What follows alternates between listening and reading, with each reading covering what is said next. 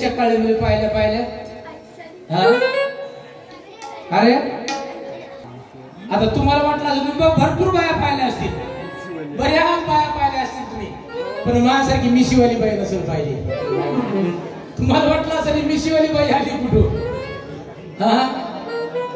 तुम्ही गाव पाहिली नसेल म्हणून तुमच्या गावात आज मिशीवाली बाई आली. मिशीवाली का झाली?